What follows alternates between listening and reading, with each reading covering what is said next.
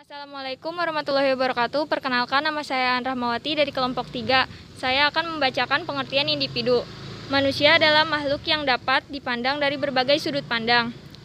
Manusia dikenal sebagai makhluk yang berpikir atau Homo sapiens, atau makhluk yang berbentuk Homo faber, makhluk yang dapat dididik atau Homo educandum, dan seterusnya merupakan pandangan-pandangan tentang manusia yang dapat digunakan untuk menetapkan cara pendekatan yang akan dilakukan terhadap manusia tersebut.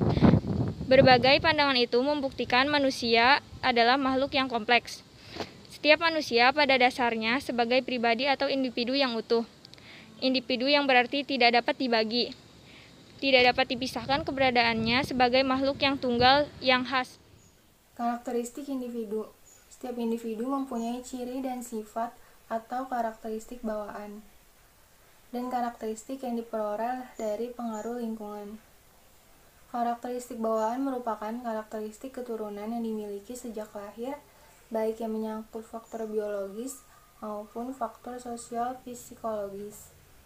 Pada masa lalu terdapat keyakinan serta kepribadian terbawa pembawaan dan lingkungan. Hal tersebut merupakan dua faktor yang terbentuk karena faktor yang terpisah masing-masing mempengaruhi kepribadian dan kemampuan individu, bawaan, dan lingkungan dengan caranya sendiri-sendiri. Akan tetapi makin disadari bahwa apa yang dirasakan oleh banyak anak, remaja, atau dewasa merupakan hasil dari perpaduan antara apa yang ada di antara faktor-faktor biologis yang diturunkan dan pengaruh lingkungan. Nature dan nurture merupakan istilah yang biasa digunakan untuk menjelaskan karakteristik individu dalam hal fisik, mental, dan emosional pada setiap tingkat perkembangan. Sejauh mana seseorang dilahirkan menjadi seorang individu, atau sejauh mana seseorang dipengaruhi subjek penelitian dan diskusi, karakteristik yang berkaitan dengan perkembangan faktor biologis cenderung lebih bersifat tetap. Sedangkan karakteristik yang berkaitan dengan sosial psikologis lebih banyak dipengaruhi oleh faktor lingkungan. Aspek perkembangan individu. Perkembangan dasar atau esensi dari lingkungan belajar mengajar yang sehat adalah suasana belajar yang secara nyata dapat menumbuhkan munculnya perasaan yang terdapat antara siswa dan guru di dalam kelas. Perasaan-perasaan yang mendasari transaksi belajar mengajar tersebut tergantung pada peran guru dalam menciptakan situasi belajar yang kondusif dan sehat adalah situasi belajar yang dapat menumbuhkan perasaan dekat antara guru dan anak. Merasa saling membutuhkan, saling menghargai, dan sebagainya. Dengan perasaan saling memperhatikan yang terdapat antara guru dan anak dalam proses belajar mengajar, sikap guru yang merupakan cerminan perasaan yang melandasi transaksi belajar mengajar diantaranya adalah penerimaan, acceptance. Sikap ini meliputi pengenalan dan pengakuan terhadap berbagai kemampuan dan keterbatasan mental, emosi, fisik, dan sosial yang dimiliki anak. Rasa aman. Rasa ini merupakan kebutuhan dasar manusia yang perlu memperoleh pemenuhan sehingga dalam proses belajar mengajar diperlukan pula adanya rasa disayangi dan diterima oleh kelompok dan guru. Selanjutnya, pemahaman akan adanya individualitas atau differences. Pemahaman pendidik bahwa tidak ada manusia yang sama serta perilaku siswa selalu bersifat unik menjadikan diperlukan kesabaran dalam menghadapi berbagai perilaku anak. Perbedaan individu. Macam aspek perkembangan individu dikenal menjadi dua fakta yang menonjol, yaitu yang pertama, semua manusia mempunyai unsur-unsur kesamaan di dalam pola perkembangannya.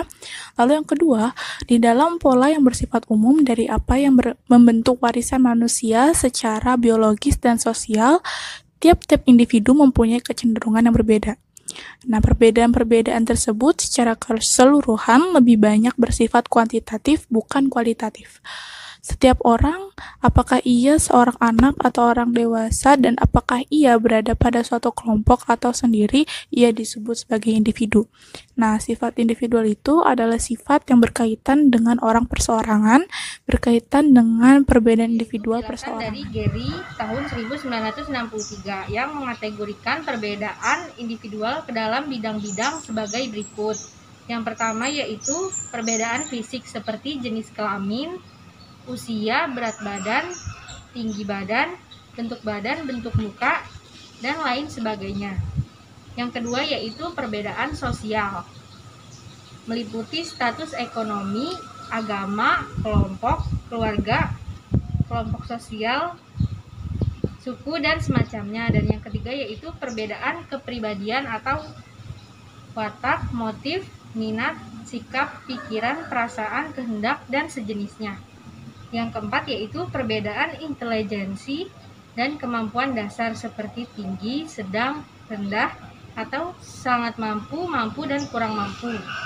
Yang kelima yaitu perbedaan kecakapan atau kepandaian di sekolah, seperti sangat cakap, cakap, kurang cakap, atau sangat pandai dan pandai. Yang keenam yaitu perbedaan kognitif, yaitu perbedaan kemampuan yang berkaitan dengan penguasaan ilmu pengetahuan dan teknologi. Kemampuan ini sangat ditentukan oleh intelijensi individu. Terima kasih karena kalian sudah menonton sampai habis, dan ya sebenarnya nggak perlu ditonton sampai habis juga sih, dan juga ya pastinya nggak ada yang nonton sampai habis juga.